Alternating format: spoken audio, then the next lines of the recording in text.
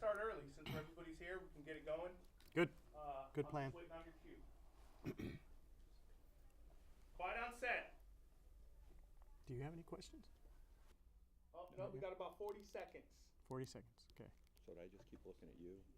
Yeah, you don't ever talk to the cameras. You're talking to me. We're having a conversation, and they're just sort of there. So, yeah. 30 seconds. I still look good? Quiet on the set. I have no makeup on, by 20 the way. seconds. This is totally without makeup. She said quiet on the set. Here we go. 10, 9, 8, 7, 6.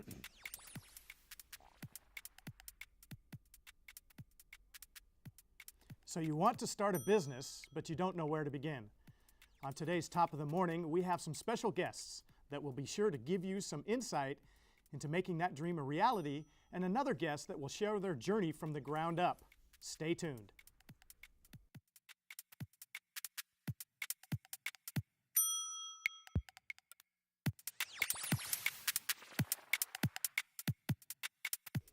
You're excited to start a business. Maybe you have an idea, or you're just interested in the idea of launching and growing your own enterprise. Who isn't, right? You're willing to take some risk, like leaving your current job or going without personal revenue for a while. Yikes. But there is one hurdle stopping you. You don't have enough money to actually start a business. Well, our guest today is from Wells Fargo Bank and is here to share some valuable information to help you through the process. Sam Curley, thank you for joining us. Thanks for having me. Great. So I don't know if you know the statistics or the stats, but a lot of people think about owning or starting a business. Isn't that right? Yeah, and I think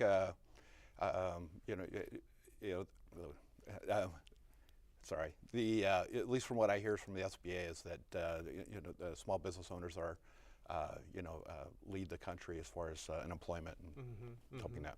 Okay. So and you're from Wells Fargo, but let's just kind of. Wells Fargo isn't the only business lending entity, but we are talking in general terms. But what do you do then for Wells Fargo? I'm a business development officer with Wells Fargo. I've been with them for 8 years. Give you a little bit about my background. I've been in commercial lending since 1984. I've been specializing in loans guaranteed by the United States Small Business Administration, or the SBA, for about the last 23 years. Wow, wow. And in that time, you must have seen tons of new businesses start. Probably about 20% of the loans that we do are to 15 to 20% are to startup businesses. I've probably funded in my career or been involved in funding about $500 million in loans to small businesses. That's interesting. So $500 million. Now, if I really wanted to start a business, and really the number one reason, I think, actually the number two reason, number one, you don't have any money, and really that thing about not having an income once you start your business for a while.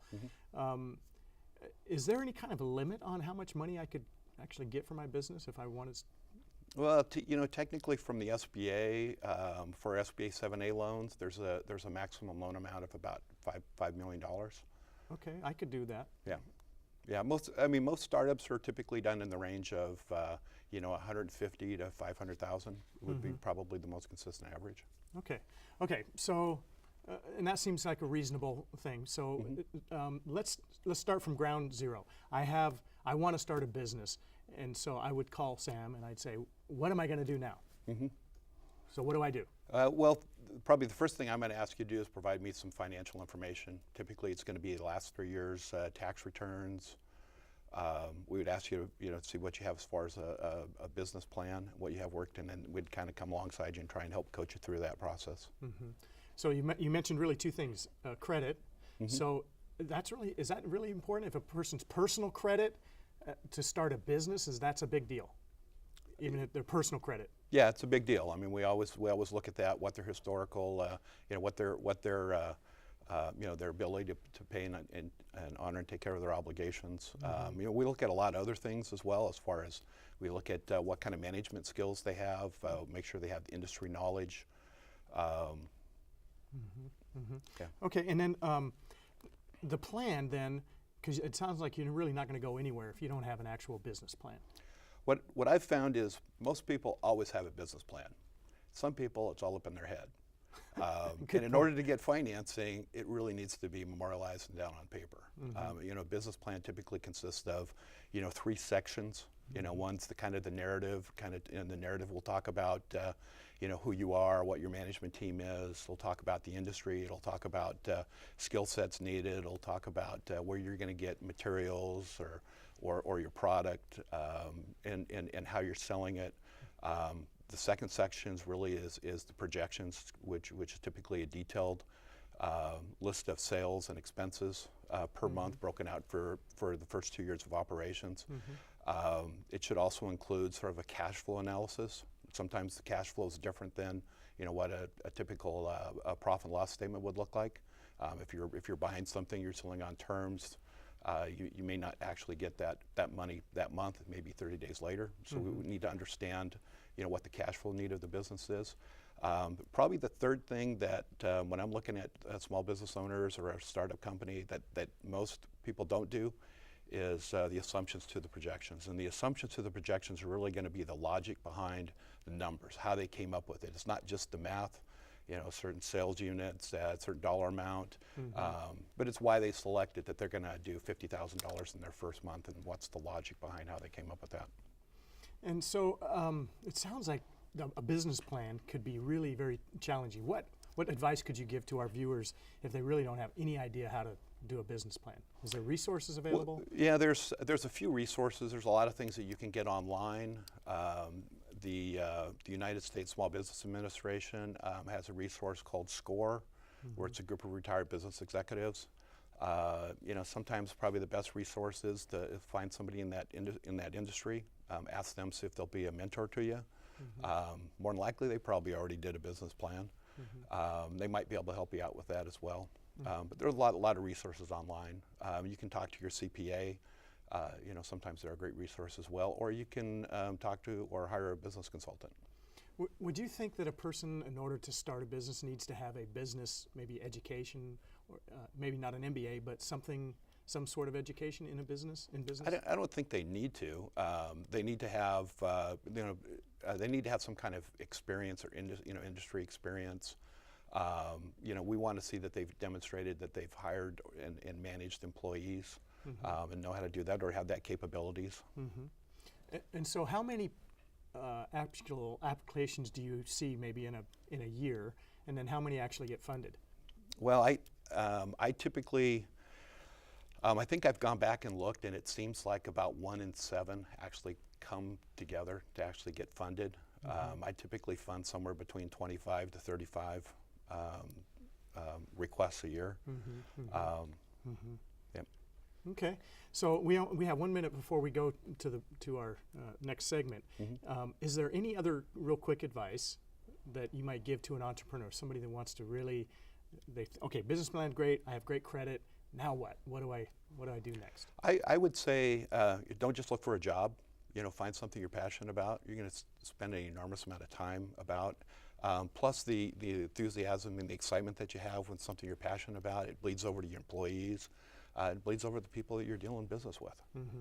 Great. Well, Sam, thank you very much. The time went really fast, but hopefully, and obviously people can contact Wells Fargo or you specifically if they have more questions or more interest in what might be available through Wells Fargo. Is that correct? Yes. All right? Okay, Yep. Good. All right, well, we're going to take a short break, but before we do that, let's take a look at a local business called HC Construction, owned by Allie and Jake Chopik, who have been in the construction industry their whole lives and have decided to take that great leap and start their own company. Take a look.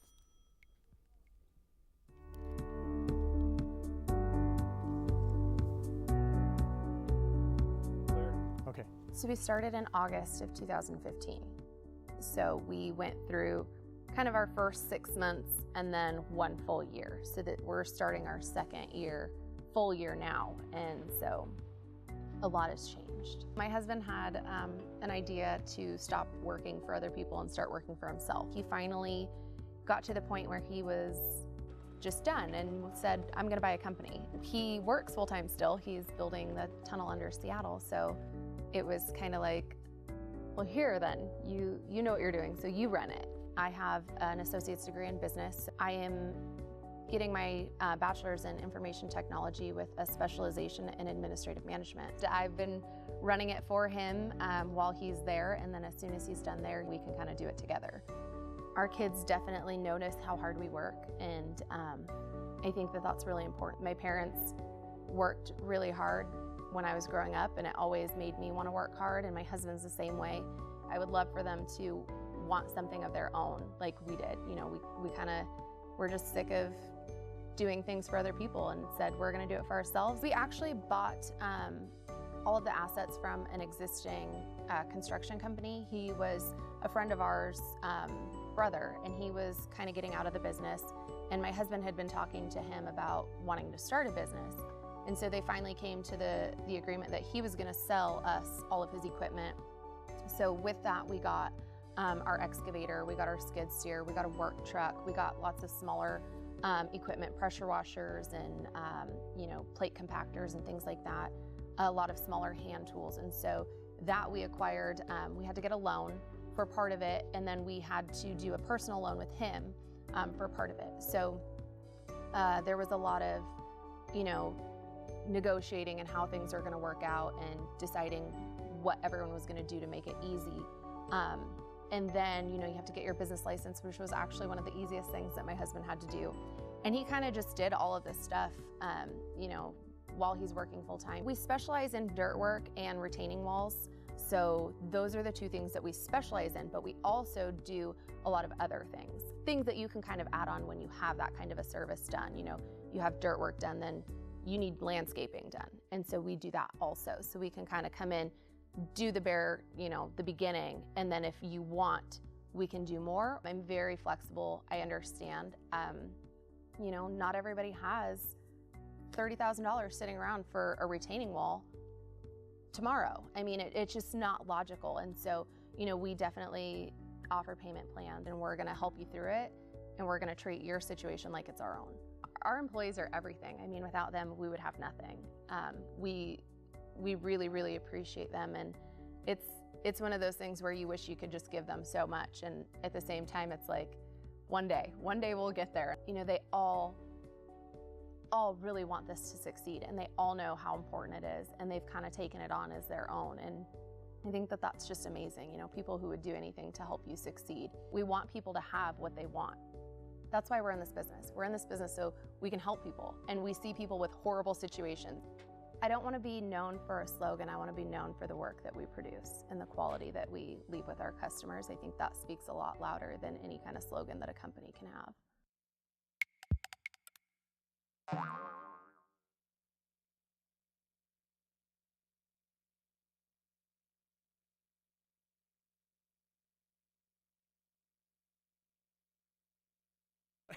How are you? So remember, Or don't it? 10 ABCs, whatever. So What did just you have start for counting. breakfast this morning, by the way? You kind of. Did you eat My breakfast? little jittery? Is that? No. Just, I was actually. It's just a question Oh. to get you to talk. My little. Yeah, I had 4 What cups of. do I seem 4 like pots. I drank? Sound What did I have for breakfast? Monster drink. I think I forgot to have breakfast Okay, I when did. did you go on your last vacation? last week. I was in Cancun All right. for a Hey, wedding. Chris, can For you wedding? do the alphabet? A B C D E F G wait. O Keep going. H I J K L M N O P Q R S T U He's V I feel very awkward doing this. right W now. X. YZ. So when you're talking, do I look around too? Nope. You're just talking to me. Don't ignore anybody 1 else. minute. So remember that if I'm looking down or writing or I Yeah, look yeah. at the camera, you're not going to go, what's he looking at? What's going on over here? I'm fidgety. Okay. No, don't worry. I'll try not to fidget. Try not to fidget. I'm fidgety. Okay, so she has a lot of pictures coming from ops in there, a lot of proof. You mean when I'm talking?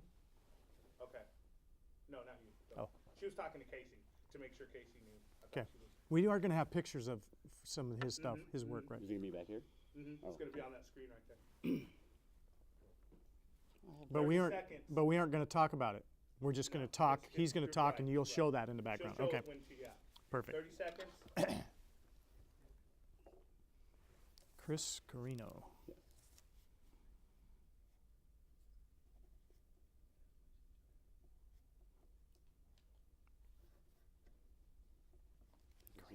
6, 5, 4.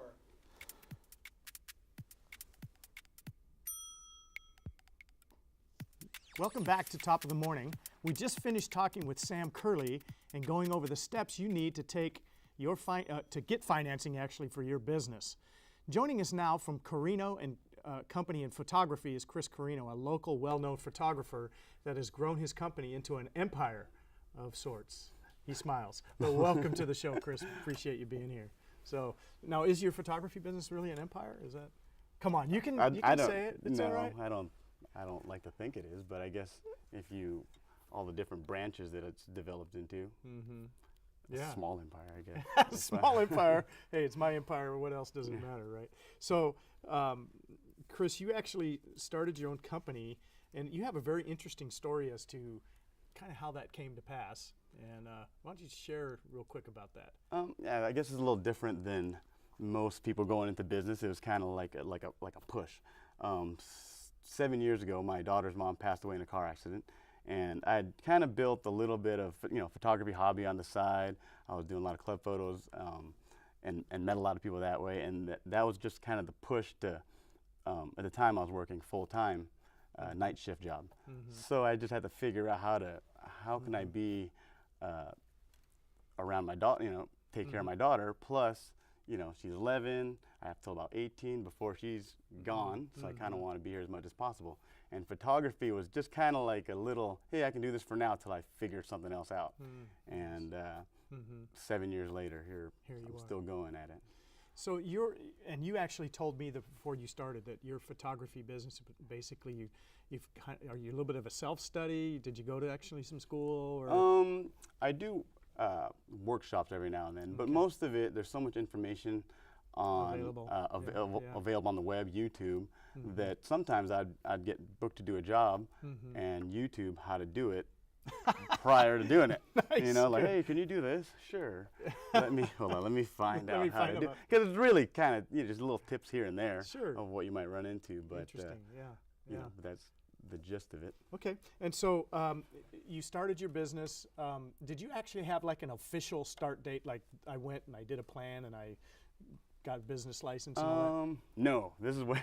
So I had a buddy that kind of helped me out. He would book some shoots, and then. But there wasn't actually a start date. It was almost like, hey, we got a couple things going on, and it's still going on. And then I had a storefront full of it, so maybe that'd be a start date. We rented a spot, and hey, here's our photo studio. So, and that was probably 2011. Okay. I'd say. Okay. Well, I mean, but that's not really unique, I say, because I suggest, because there's a lot of people that are doing their hobby and realize, wait a minute, I could actually make some money doing this, right?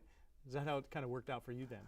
A little bit. Well, when it becomes your main source of income, Yeah. now that's when it becomes a pressure. hobby into your job. Right. So, when I first started, we'd kind of take on anything. Not anything, but most things that made it, you got to figure out how to, or you have a lot of ideas and you kind of work on them, and then eventually one of those start making more money than others, which is kind of how I do mostly weddings nowadays.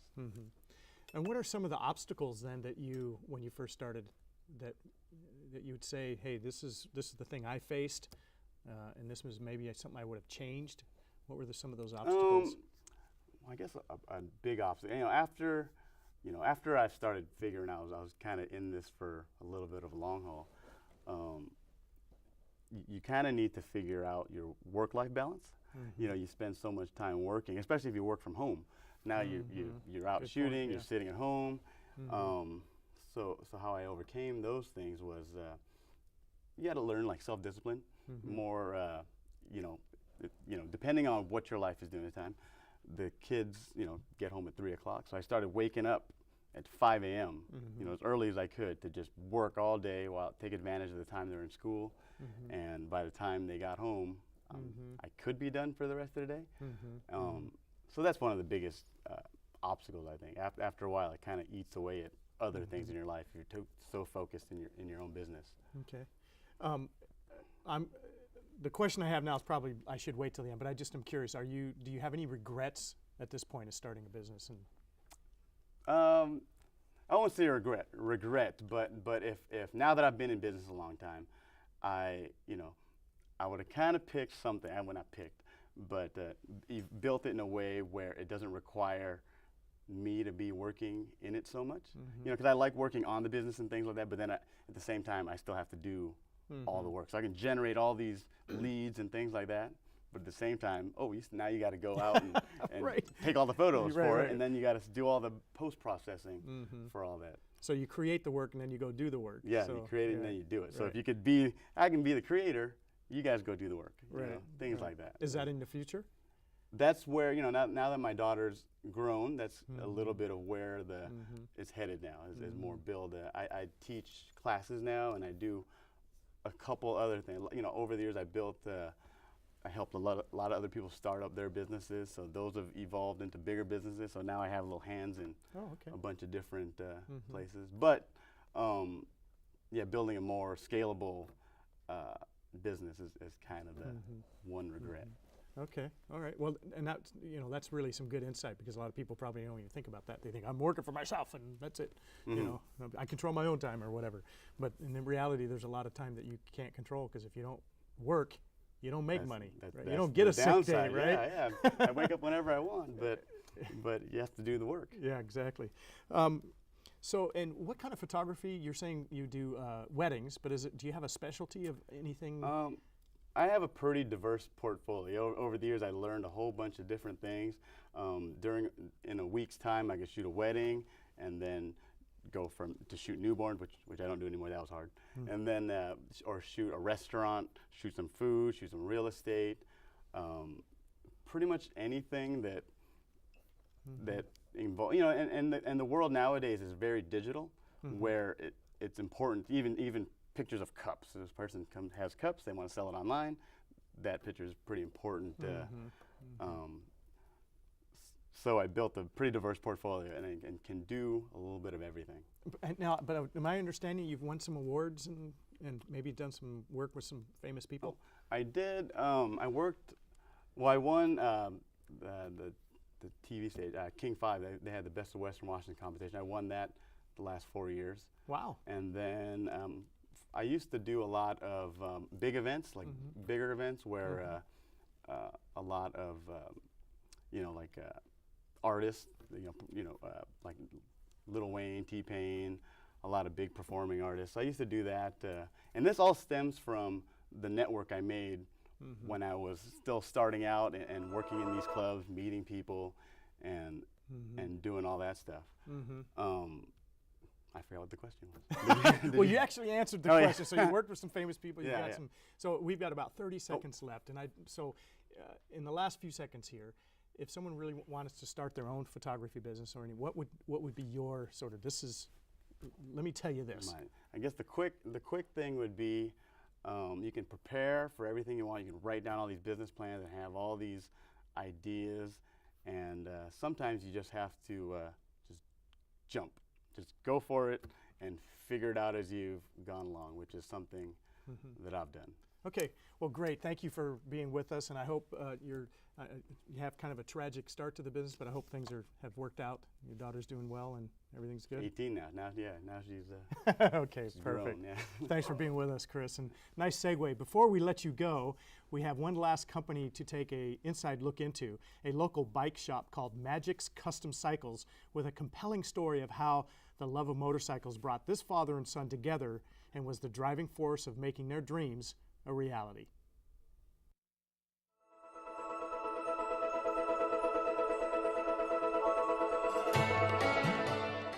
I've had a few jobs in the past, and I've always worked on motorcycles for a hobby.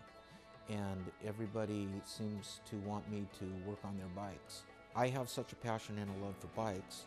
It's awesome to be able to share it with your son. It means a lot to me. You know, every dad wants his kid to follow in his footsteps. My dad would have put me on his dirt bike when I was real young. I remember watching videos of motocross on TV, and I would make a little track on a blanket in my lap, and I'd play like with my toys and stuff. And I would say from there, I was just always addicted.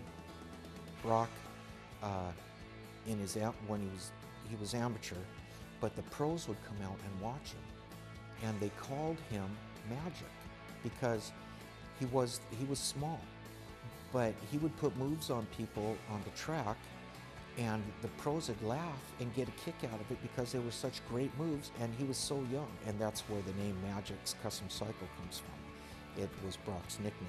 I was 4 years old when I pretty much had the nickname, and yeah, kind of just, my dad wants me to take over the business and run it later, so why not have my name as the business name? Yeah, it's a big part of why I'm doing this.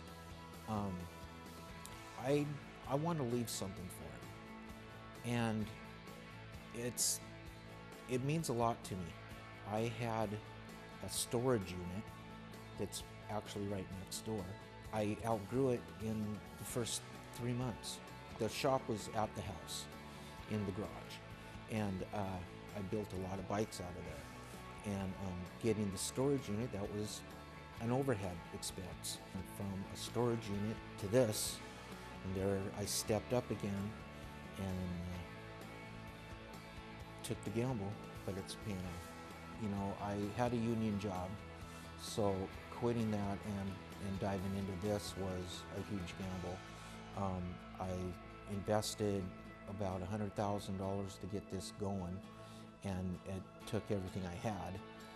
And I didn't think that, you know, I wouldn't succeed. I just felt that the security blanket was now gone and it was all me. It used to be where, oh man, I gotta go to work. Now I wake up and I go, I get to go to a motorcycle shop. I get to work on cool bikes. I get to do what I like to do. And it just so happens when you do something that you like to do, you're good at it.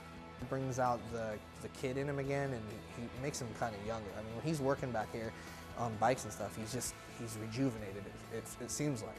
Over the course of the years, I've learned what to do and what not to do. And I like to say that I will take a negative and turn it into a positive. I'm not going to just fix your bike with a replacement part. I'm going to fix the cause. I'm not going to just fix it and in a month later you're going to bring it back to me and say it broke again. I'm not that guy. I will not let a bike out of this shop unless I know that I could take it cross country 5 times. You go out on the track, it's not going to break. And I stand behind everything I do. I think my dad drove 75 miles to go pick this bike up. Out of the way, he didn't pay for it, nothing. This is something that we did because we stand behind our work. So if something goes wrong because of our work, we're gonna make sure we fix it, grab the bike wherever you're at, and we're gonna do everything we can to get it done. Maintenance and repairing is easy for me. And doing the customization on the different motorcycles, that when you've been in the industry for as long as I have, you kind of get I guess a style. He's got a custom shifter that he made. It's a jockey shifter, and it just basically takes away your shifter and your clutch, and it puts the clutch on the shifter, and it's on the side of the bike, and it's pretty cool. It's all billet and something that he designed. I've won the International Motorcycle Show in Seattle in 2014. I won the International Motorcycle Show in Portland in 2015, and then went to Sturgis and won at the Buffalo Chip at the Rat Hole. I won Best Sportster, the class that I entered. We won there too. Our award-winning design, our advanced type design, it's something that we put into all bikes. It's not going to be just our bikes. It would be definitely customer bikes too as well. We want to basically have the best come out of here. Motorcycles, they're a working piece of art if you do it right. That their bike was treated like my own. I don't want them to think that it wasn't treated right, and I feel like it needs to leave here better than it came in. Thank you for joining us today with our special on local businesses from the ground up. We hope we provided some insight into the necessary steps that you can take to work towards becoming your own boss and putting your plan into action, much like the video we just saw, a very nicely done piece by the crew here at Bates Technical College. For more information on financing your business, contact a really awesome organization called SCORE.org, which was mentioned in the first segment, and they can give you some more information. And thanks again to our guests who helped walk us through the journey of turning a proposal into a reality. We will see you next time here on Top of the Morning. So now you can, if they do.